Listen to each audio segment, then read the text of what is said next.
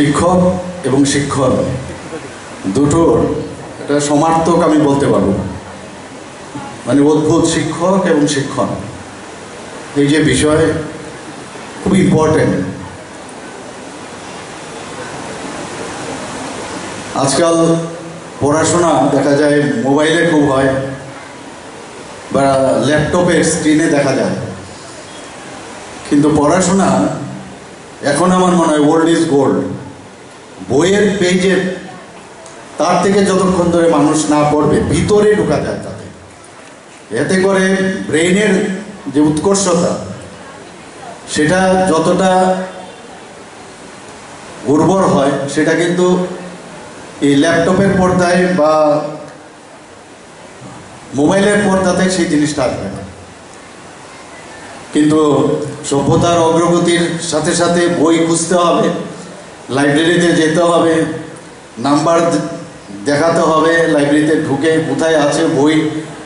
কিন্তু এই বর্তমান যুগে একটা সুবিধা হয়ে গেছে যে একটা টিপ দিলেই খালি হেডলাইনটা লিখলেই হয়, সব চলে আসে। কিন্তু তাতে কিন্তু মানে মনে হয় কোথাও একটা খামতি আছে।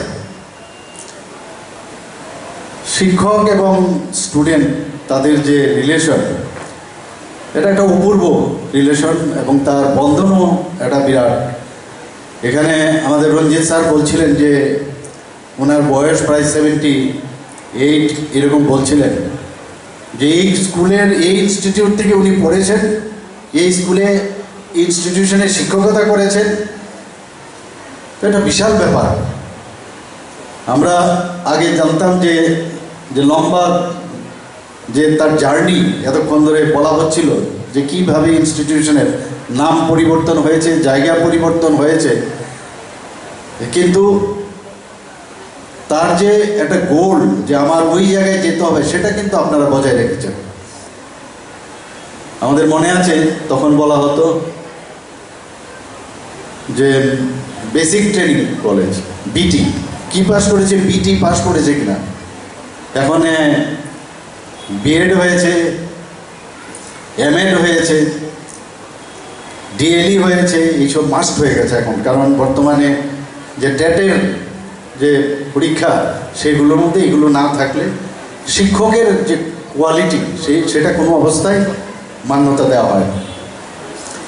আমি সবসময় মাননীয় প্রধানমন্ত্রী যে এখানে নীলিমাজি বলছিলেন প্রধানমন্ত্রী নরেন্দ্র মোদীজি সম্পর্কে, 33 ইয়ার্সের পরে অনেক পরীক্ষা নিরীক্ষার পর তারপর একটা ন্যাশনাল এডুকেশন পলিসি উনি তৈরি করেছেন এবং তাতে করে এই ন্যাশনাল এডুকেশন পলিসি খুবই প্রয়োজন তার।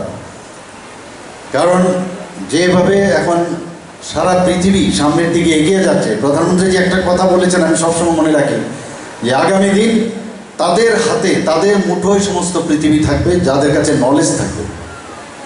কাজে এই নলেজ প্রপারলি যাতে হয় এবং সেই নলেজ আমাদের পারম্পরিক এবং আমাদের যে সংস্কৃতি তাকে ভিত্তি করে যে এডুকেশন, সেই এডুকেশনকে যদি আমরা ঠিকভাবে আমরা দিতে পারি নেক্সট জেনারেশনকে, তবে ভারতবর্ষের যে ঐতিহ্য আমরা যেটা বারবার বিদেশি আক্রমণে আমরা ভুলে গেছিলাম।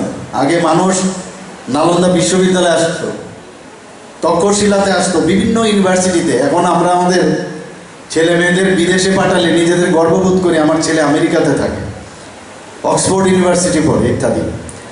কিন্তু ঘুরে ফিরে দেখা যাচ্ছে যে ভারতবর্ষের যে ইউনিভার্সিটি এখনও তার প্রাসঙ্গিকতা আছে এবং সেইভাবে কিন্তু এই ন্যাশনাল এডুকেশন পলিসি সেই চিন্তাভাবনা এবং মডার্নাইজেশন তার বাস্তবিক জীবনে কিভাবে সেটার খালি পুঁথিগত বিদ্যা না, এক্সিট এবং ন্যাপের মধ্যে আমি দেখেছি এক্সিট এবং এন্ট্রি, তুমি ইচ্ছে করলে চলেও যেতে পারো। 4 ইয়ার্সের যে উচ্চ শিক্ষায় যে ব্যবস্থা রাখা হয়েছে, কিছুদিন আগে আমরা এমবিবি কলেজে তার প্রোগ্রামও হয়েছে যে তুমি যদি চলেও যাও সার্টিফিকেট পাবে, তাহলে পুরোটা যদি কমপ্লিট করো ডিগ্রি পাবে, এমন না যে তুমি কিছুই করলে না।